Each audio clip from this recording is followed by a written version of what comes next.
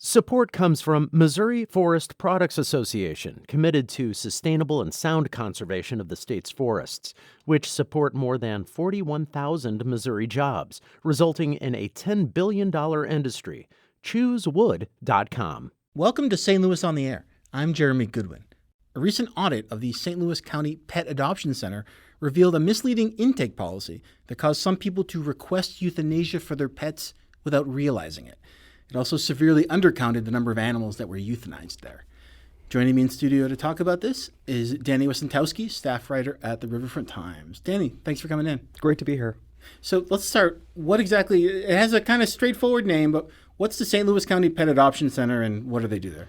So the Pet Adoption Center is kind of, as the name indicates, the place where you can go in. You can look at your cats, your dogs, any small animals you'd like to adopt. It is a division of the St. Louis County Animal Care and Control, which up until recently was sort of a separate municipal, almost sort of entity within St. Louis County. But recently, sort of in the wake of a lot of this controversy, it was moved under the health department. Okay. So what's so problematic that was happening there? So this detail about animals, that are deemed to be euthanized. This was sort of the most explosive detail in this 260-odd page audit that was recently released earlier this month, looking at the operations and the details of what was going on at the Pet Adoption Center.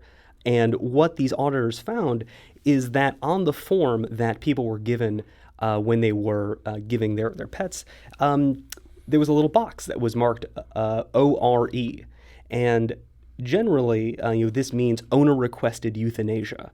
And there are legitimate reasons, obviously, why someone would do this. Your animal is very old or very sick. There's an issue of suffering, and you want that to be done, and you want that to be done quickly so the animal is not left suffering. But according to this audit, based on surveys with the employees in the shelter, and actually they have one of the documents actually that was handed, this box was sort of encouraged to be checked sort of as a default. And in many cases, according to the audit and those that I've spoken to, the people who were bringing their animals in were either not told what that acronym actually meant, or were sort of even pressured to check it as sort of a matter of course. And so on the form, it didn't say owner requested euthanasia. It just said ORE. It just said ORE. Okay. Yeah, and that was one of the details the auditors pointed out, that this was, there's a fundamental kind of dishonesty going on here, but this was also sort of against the accepted policies in ways that other shelters would do this, where they define their terms, where they're not, trying to pressure owners into checking something off that they don't want to. And this really significantly changed the way the shelter was reporting their euthanasias. Over what period of time was this happening?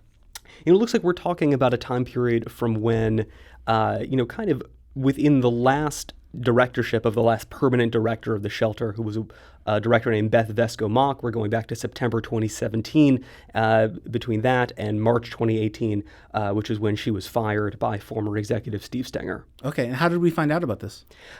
I had been doing reporting on Beth Vesco-Mock and the St. Louis Pet Adoption Center for a while. I wrote several stories, but there has been a great deal of criticism being lobbed at this shelter for the last year or so, coming from former staff members, volunteers, animal activists. These are people who are showing up to county council meetings, trying to tell the advisory board, something is going wrong here. There have been previous reports of people who were concerned about the amount of euthanasia, but we're dealing with a very messy situation of a lot of allegations that one could summarize as dysfunctional management, I think. So we're not just talking about the owner-requested euthanasia issue. There were people were going to meetings complaining about other things. Oh, I mean, this is a mess. Yeah. In short, prior to Beth Vesco-Mock's firing, volunteers and staff said that she was a bully, that there were elements of racial speech, where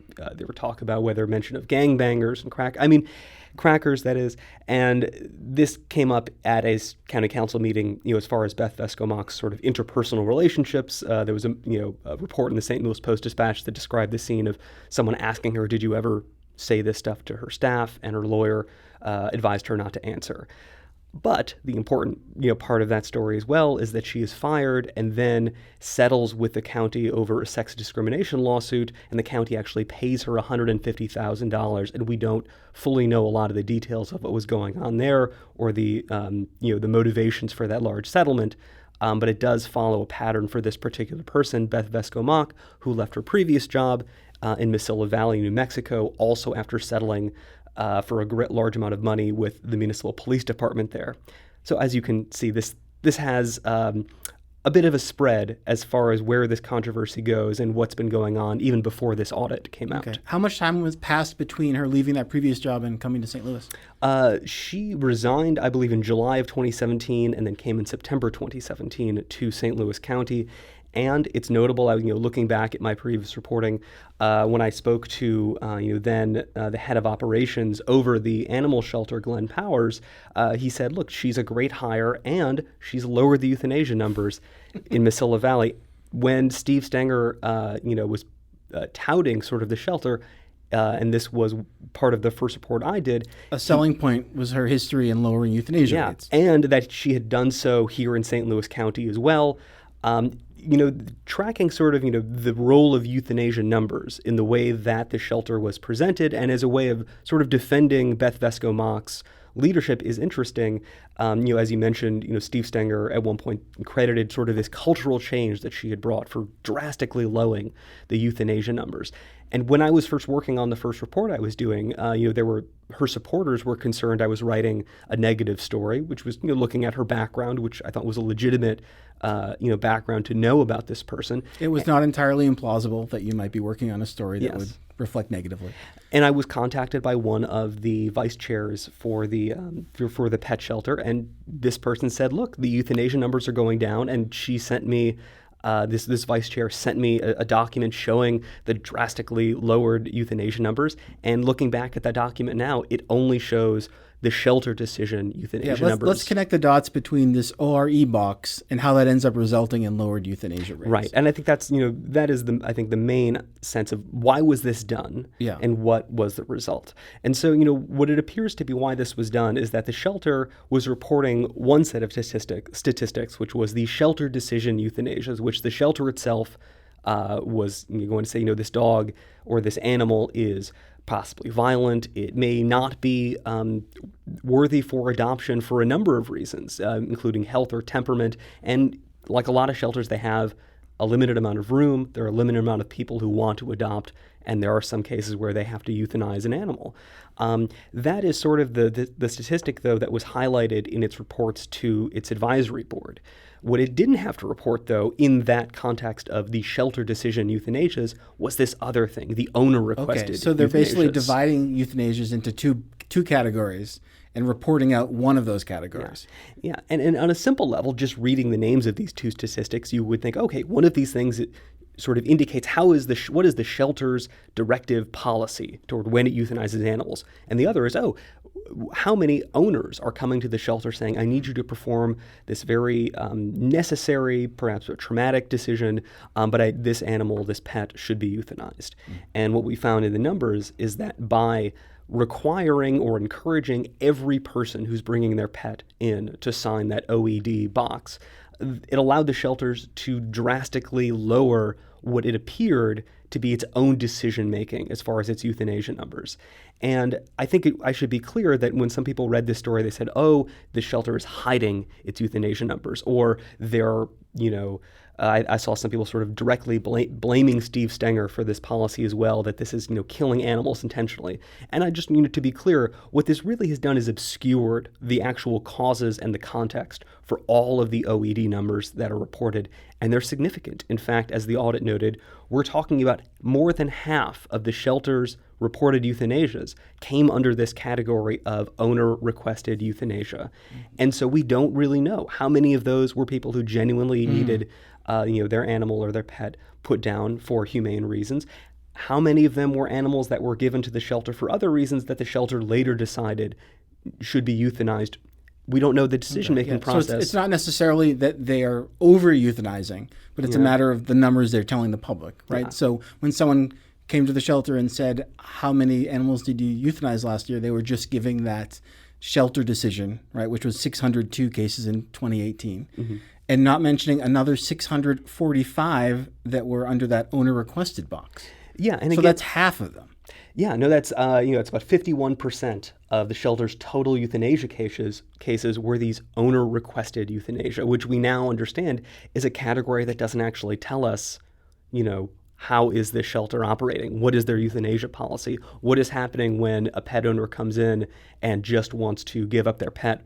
Are they thinking it's for adoption? Is the animal sick? Are they, we just don't know. And the audit, again, sort of builds out this sense that there is a breakdown in the way that these animals are processed. And one of the big things, again, is that, an owner-requested euthanasia, you would want this animal to be put out of its misery fairly quickly. And the audit found that these euthanasias were only being performed on certain days of the week. And so sometimes you would have animals that seemingly genuinely should be put down for humane reasons that were waiting for days and days. And so you sort of see a breakdown in the intended purpose of euthanasia as a humane act to end animal suffering, and in the way that it was being used to divide the statistics to make this shelter look better, perhaps, than it really was. Danny, finally, what's going on there now? So the shelter has released an action plan along with this release of the audit. Some of them are clearly to have its euthanasia reporting policies, in line with other shelters. It wants to better the management and the training of its own staff. But this is a one-page action plan that followed a 268-page audit based on dozens of interviews. There is a lot of, I think, bad blood and consternation on the part of staff and volunteers who felt that they were mistreated by these administrations, and that the attempt to cover up the true euthanasia numbers has really broken a level of trust between pet owners, volunteers, and staff. I think there's a lot that the county pet shelter has to sort of fix, and part of that is with stability in its leadership. Well, Danny, we are out of time, but the good news for folks listening is we can continue to follow your reporting. You're on Twitter at @D_Towski, TOWSKI, right? Yep. So thanks so much for coming in, Danny Wicentowski. This is St. Louis on the Air on St. Louis Public Radio, 90.7 KWMU.